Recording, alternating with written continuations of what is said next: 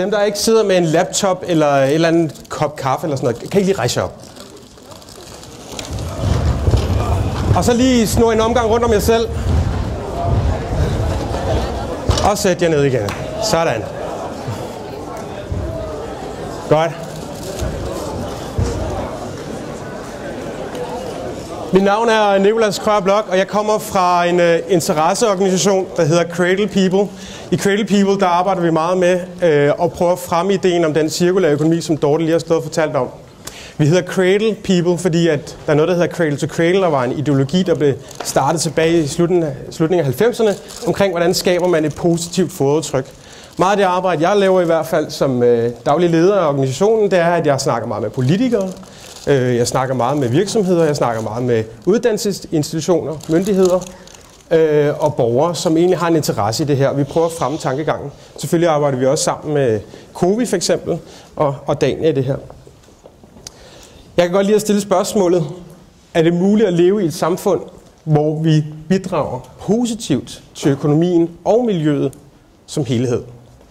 Og det håber jeg på, at jeg kan svare på i løbet af de næste, skal jeg sige, 20 minutter, fordi det lader til, at vores tidsplan fuldstændig er skrevet jo. Jeg vil gerne, kan I se, det her det er en flaske, hvor der er en plante inde i, ligesom et mini-drivhus. Hvor mange mener det her, og nu tager jeg bare et vildt gæt. Jeg vil gerne se en hånd for dem, der mener, at det her det er noget, der hedder upcycling. Hvor mange mener, at det her det er upcycling? I skal ikke være generte. Ja? Hvor mange mener, at det her det er genbrug, altså recycling? Ja? Og hvor mange synes, det her det er downcycling? Der er meget delte meninger. Det var cirka, jeg vil sige, der var færrest på upcycling, og så var det godt delt mellem de genbrug og downcycling. Det her det er downcycling. Man har taget en flaske, som var ment til at indeholde noget vand, og så bruger man den til et andet formål, så forlænger man levetiden på flasken, men det vil stadigvæk blive til affald. Den vil stadigvæk blive smidt ud på et givet tidspunkt. Sådan en plastikflaske, den er lavet af olie, primært. Det er jo noget, som vi som regel ikke kan gøre så meget andet ved. Hvis vi kan udvinde olien i den igen, så vil det jo være fantastisk. Men det vil være upcycling. Men hvis vi smider vores plastikflasker til genbrug i pantautomaten, så er det genbrug, så er det recycling. Fordi den bliver brugt til det samme formål igen og igen. Downcycling, det er, når man prøver at forlænge levetiden på noget, som er ment til noget andet. Bare lige så vi har det klar. Så min pointe er lidt, it doesn't help being less bad. Vi skal gøre godt. Vi skal ikke gøre det mindre dårligt. Vi får at vide bæredygtighed. Oven i hovedet.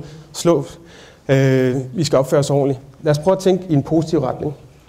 Og som Dorte var inde på, jeg vil så ikke komme så dybt ind på det, men vi lever i en lineær økonomi, hvor vi tager nogle ressourcer, vi laver dem om til nogle produkter, og så smider vi dem ud. Primært i Danmark, der har vi med at brænde vores husholdningsaffald. Eller også bliver det deponeret. Altså vi smider det simpelthen i jorden, og så lader vi som om det ikke eksisterer mere. Nu kan man jo så tænke lidt mere i den her cirkulære økonomi, hvor vi i den tekniske kredsløb, kan genanvende, reparere, erstatte tingene, og i virkeligheden faktisk tage alt kobber ud af et produkt for eksempel, og bruge kobberet i et nyt produkt. Så er der den biologiske cyklus. Altså der, hvor vi laver produkter af helt naturlige ting, så når det havner tilbage i naturen, så bidrager det faktisk nærende til naturen igen.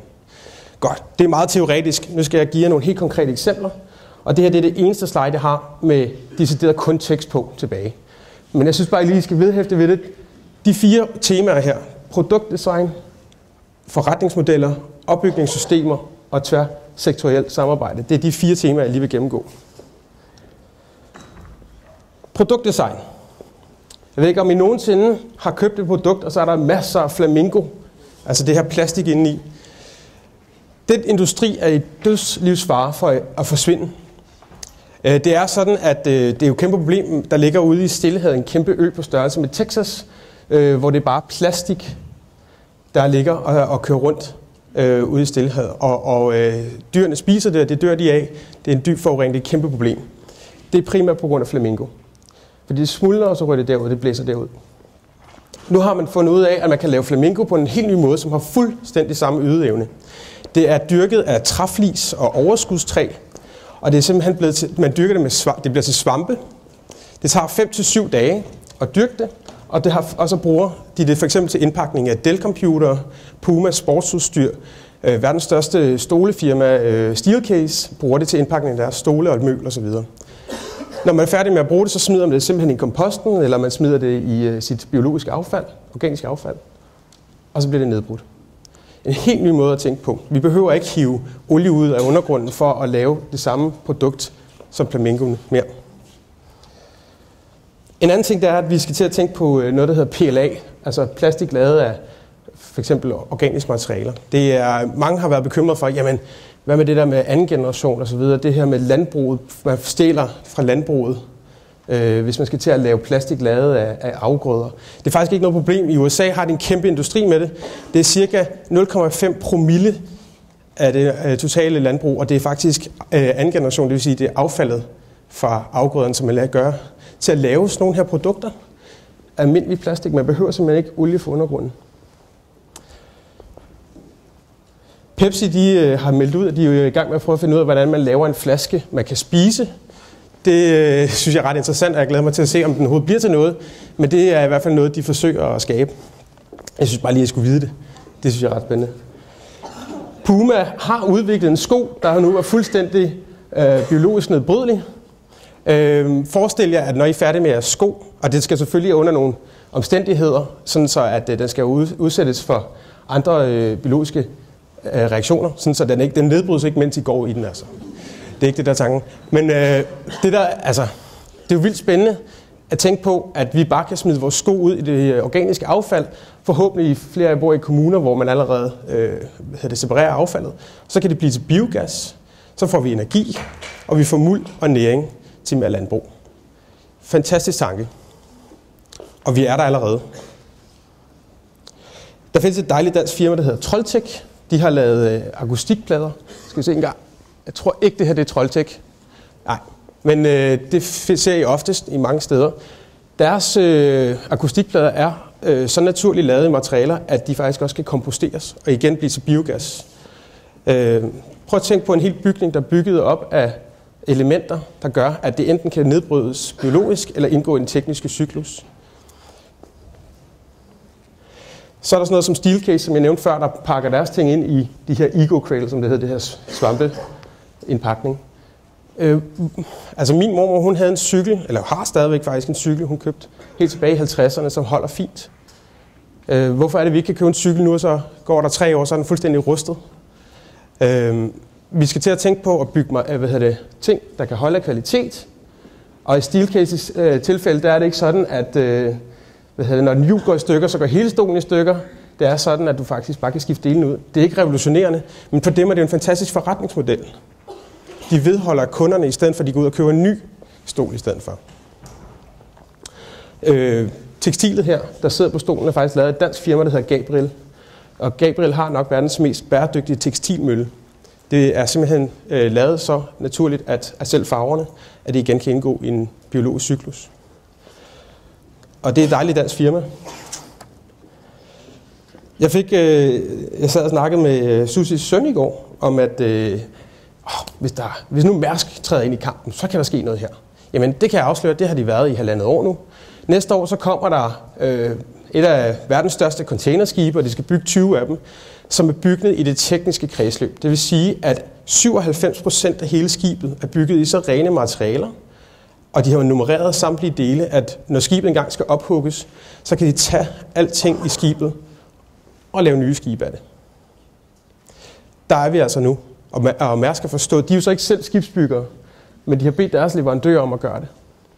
Det er rigtig, rigtig spændende, og de gør det jo, fordi de kan se en kæmpe indtjening, og de beholder jo ressourcerne for dem selv. Det er ikke sådan noget med, at de skal ud og hente nyt stål til at bygge et nyt skib. De forstår, ude på havene, der sejler der simpelthen ressourcer rundt, som de kan bruge til senere udvikling og nye skibe. Så hopper jeg over til forretningsmodeller. Hvor mange kender til delebiler? Der er en del af jer. Det er altså skidesmart. Nu bor jeg så også i København, det kan I måske også høre. Der er det lidt nemmere måske. Men det er sådan, det her det er faktisk taget ned på min gade, hvor jeg bor. Og der holder der simpelthen delebiler. Jeg skal bare bruge et elektronisk nøglekort. Så kommer jeg ind i bilen, og så kan jeg bare tage den. Så kører jeg et abonnement på en bil. Jeg behøver ikke eje en bil. Det er altså også igen, hvordan deler vi ressourcerne? Der er skrevet en bog, der hedder Collaborative Consumption, som Rachel Botsman har skrevet. Hun giver et meget godt eksempel. Hun siger, man har fundet ud af, at en boremaskine i hele dens levetid, de boremaskiner, I har liggende hjemme i jeres skuffer og skabe, den bliver brugt cirka 8 minutter af dens fulde levetid. Prøv at tænke på, hvor længe I ikke har haft en boremaskine liggende, men I bruger den kun i 8 minutter i alt til egentlig at lave det hul i en væg, der skal laves til at som boremaskinen skal lave. Hvad hvis nu I bare kunne få det hul i væggen? I behøver jo ikke boremaskinen. Så man skal lære at dele ressourcerne nemmere. En crazy tanke igen, det er sådan noget med, at man kan faktisk lease kemikalier nu. Dove Chemicals, de gør det, i stedet for at man siger, jeg vil gerne købe 4.000 tons liter kemikalier, en eller anden slags til rengøring af fly, eller hvad det kan være. Så leaser de det. Og når du ikke skal bruge de kemikalier mere, jamen, så tager de det resterende tilbage. Det betyder, at de sparer på ressourcerne, og firmaet kun betaler for det, de skulle bruge. Det er en god forretningsmodel for både Dove Chemicals, og det er en god forretningsmodel for dem, der skal købe det. Sådan noget som leje og tæpper, det her er også forresten rent biologisk nedbrydeligt. Der findes et firma, Deso i Holland, som fandt ud af, jamen, hvad med de ressourcer, vi skal bruge til at lave tæpper, som Dorte også var meget inde på, det der med at bevare ressourcerne. Jamen, de ved, at alle deres ressourcer ligger ude hos deres kunder, så de kan fastholde en pris, en råvarepris. De kommer og henter tæpperne, når de er slidt ned, indgår igen i fabrikationen, laver nye tæpper. Så derfor så lejer man jo kun tæppet, i stedet for at man skal eje tæppe. Det er super smart, og Deso har, da de omstillede det her for cirka, det har været 5 år siden, godt og vel, der steg de fra at have en, det var midt under, da den økonomiske krise startede, der steg de med 3% vækst, 6% vækst, 9% vækst, og nu har de cirka, tror det er 10,5% vækst her for 2012. Og det er altså midt under en meget hård økonomisk krise. Der findes et dansk firma, der hedder GH Form. De udlejer simpelthen deres lygtepæle. De laver sådan noget som vejer pakkeudstyr, sådan noget som bænke og riste og cykelstativer. Godt jysk firma. Og de siger, jamen når en lygtepæl, den nu er slidt ned efter cirka 10-15 år, så kommer de jo bare og henter den. Så kan de jo bare, lave den om til en bedre lygtepæl til en tredjedel af den oprindelige pris af, hvad en ny lygtepæl vil koste. Det er fordi, at de ved, hvad priserne på ressourcerne er. Det vil sige, at vores parker for eksempel kan blive ressourcebanke. Altså, at vi gemmer ressourcerne. Så er der en anden måde at tænke på. Den er meget simpel, og der er flere virksomheder, der gør det allerede, men jeg hørte det for første gang faktisk kun for et par måneder siden, så jeg tænkte, der er ikke så mange, der har hørt om det før heller. Nede i Sorø, det er på Midtjylland, der var der en brugsforening, som sagde sådan, vi har jo helt vildt meget emballageaffald. Vi har jo pap, og vi har plastik, og vi har papir. Hvorfor er det, vi betaler kommunen for, at de kan tage og fjerne det for os? Hvorfor kan vi ikke sælge det her? Det er jo ressourcer. Så de gik til Marius Pedersen, som er en affaldsfirma, og så fik de faktisk penge. Marius Pedersen betalte dem for, at de kunne få pappet, og de kunne få plastik, og de kunne få papiret. Det er en meget simpel tanke, men lige pludselig så har de jo nu har de en fuldtidsansat, der står og sorterer. De har fået råd til en pressemaskine osv. Det er jo meget simpelt. Det her det er noget, der helt kan gå ind til, hvor I er, og hvor I arbejder, og tænke på den her måde. De prøvede så at gå til borgerne og sagde sådan, så må I også godt komme med jeres affald. Det er så et problem, fordi kommunerne har jo den her lovgivning, der siger, at de privates affald er jo kommunens affald, så det må man jo ikke sælge. Så derfor så er det kommunen, som skal have lov til at håndtere det. Det er derfor, at blandt andet jeg arbejder meget på at presse tanken om det her, at fordi mange kommuner vil jo gerne brænde vores affald, fordi det skaber jo varme, og det skaber el, når man brænder ting. Problemet er jo bare, at det er jo ressourcer, vi brænder, så forsvinder det jo. Vi kan ikke genbruge det. Så der er mange flere penge i at bevare tingene, end at vi bare brænder dem af. Er der nogen, der har hørt den her nyhed for nylig i medierne? At, at der har simpelthen været frugtspild på 50 millioner kroner i de danske haver, at der bare er nedfalden frugt. Jeg tænker bare sådan, wow, det er meget biogas. Hvis vi smider det ind i en biogas, en maskine, og sørge for, at der kommer biogas ud, altså energi. Plus at det kan blive til muld igen. Det kan blive til fosfor. Der findes fosfor i sådan noget her, som skal bruges til at dyrke landbrug for eksempel. Og så er der jo masser af penge, det behøver jeg ikke nævne. Det står lige der. En eller anden, der har en forretningsmodel til at opsamle æbler og pærer i de danske haver, så tror jeg, der er en god forretningsmulighed der. Der var nemlig en. Ude i Ryderne, han brugte det til hans ænder. Han solgte ænder, havde ænder til at gå, og så spiste de nedfaldet. Der blev simpelthen solgt nedfaldende frugt til ænder, som så kunne jeg gå fra. Og så solgte han ænderne. Han solgte ænderne, som blev fodret med det nedfaldende frugt. Okay, der kan jeg selv se. Den tredje ting er opbygning af systemer. Vi har altså noget, der fungerer skide godt, og verden kigger på os. Vi kan lave pant. Vi har pant. Jeg gik ned i den lokale. Vi har noget, der hedder Kiwi. Det har I også her. Ikke? Ja. Og, sorry. Det er norsk, så vidt jeg ved. Så, men der stod en mand og fyrede flasker ind i sådan en flaskeautomat, og så spørger jeg sådan, hvorfor gør du det? Så kigger han jo bare virkelig mærkeligt på mig. Men det er jo da for pengenes skyld. Jeg får penge ud af det her.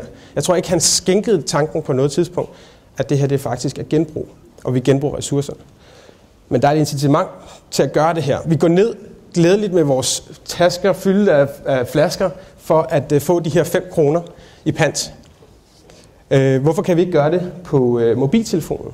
Hvorfor kan vi ikke gøre det på indgangsbestik? Hvorfor kan vi ikke gøre det på potter og pander, på vores tøj? Det er jo ressourcer, som er begyndt at være knappe nu, som Dorte var meget inde på. Så vi skal til at tænke sortering. Vi skal til at tænke sortering meget mere. Altså i Tyskland, der kan de finde ud af at sortere 70% af alt deres affald. I Danmark gør vi det kun 48%. I Sverige har de også cirka 70%. Norge er også godt deroppe af. I Danmark er vi håbløst bagud med at sortere. Og det er rigtig fjollet. Men det er fordi, vi har en historik med, at kommunerne tager affaldet og primært sørger for, at det bare bliver sammenblandet i én ting, og så brænder vi det. Nu kommer jeg til en case lige om lidt. Jeg vil først lige... Jeg snakkede her forleden med en, der kommer fra et firma, der hedder Formfiber. Han kan simpelthen tage tekstilaffald, altså alt tekstilaffald. Og det kommer han i hvert fald til, det er i hvert fald forretningsmodellen. Og kan lave helt nyt tøj af alt det tøj, som vi ikke gider bruge mere. I smider garanteret masser af tøj til genbrug. Alt det tøj, som havner til Røde Kors eller Kirkens Kors og så videre. Det er cirka 70% af det tøj, de får, det rører til forbrænding. Fordi at de kan ikke bruge det til noget. Nu kan vi altså gøre det sådan, at vi kan splitte det op, og så kan vi faktisk fordele det ud til dem, der nu engang skal lave nyt tøj til os. Jeg har selv været med til at starte noget, der hedder byttemarkeder. I stedet for loppemarkeder, så kommer man det, man har, og så tager man det, man gerne vil have. Og det har spredt sig rimelig hurtigt. Og det er bare den her tanke med, at vi som borgere sagtens kan være med til at dele ressourcer. Vi behøver ikke...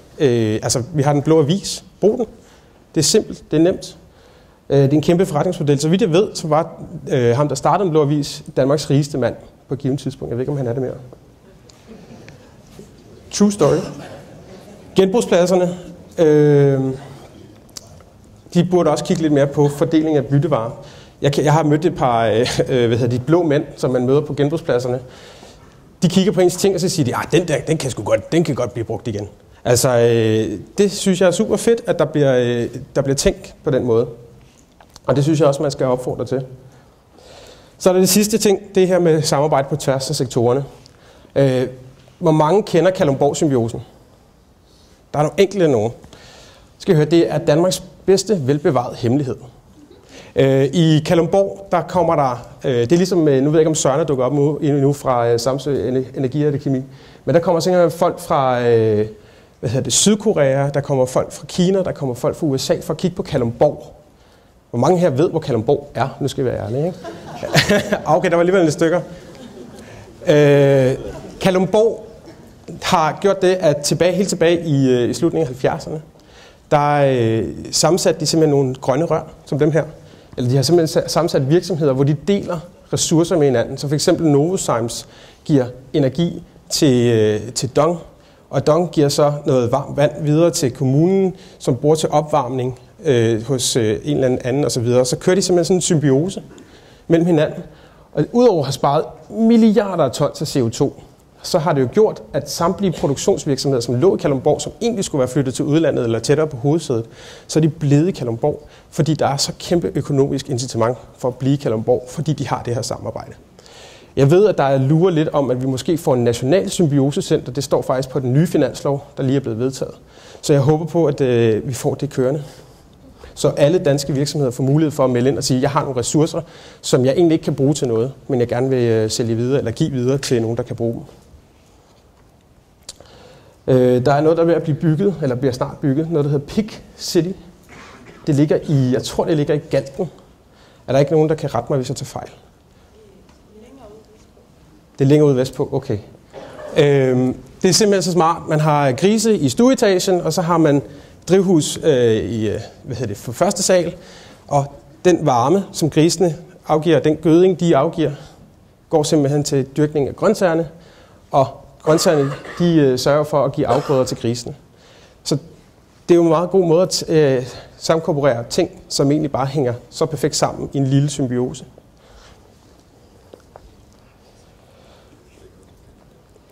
Jeg glemte at nævne et eksempel, som jeg havde ikke kommet med, men det var i San Francisco. Der har man lige kommet op på et genanvendelsesprocent, der hedder 80%. Det vil sige, at hele kommunen, San Francisco Kommune, de kan genanvende 80% af alle deres ting. Og man plejer tit at sige, at amerikanerne er håbløst bagud på miljøområdet. Udover at de genanvender 80%, de går direkte fra losseplads til genanvendelse. De sprang simpelthen forbrændingen over. Og det har skabt 10 gange flere arbejdspladser, end lossepladsmuligheden har.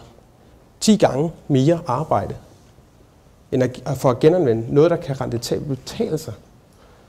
Så jeg forstår ikke, at vi er så langsomme til at komme i gang. Hvis I vil vide mere om alt det her, vi har masser af cases, hvis I har påvirkninger, idéer, tanker. Jeg elsker at få ting. Skriv til mig. Vi har ret mange events. Jeg ved, at Region Midtjylland holder også et stort event den 29. november omkring samme emne. Og vi prøver at skrive nogle kloge artikler. Og så tilmelde nyhedsbrevet. Det kommer ud en gang om måneden, og så får I ny viden omkring det her område, hvis I er interesseret. Håber, I synes, det var behageligt.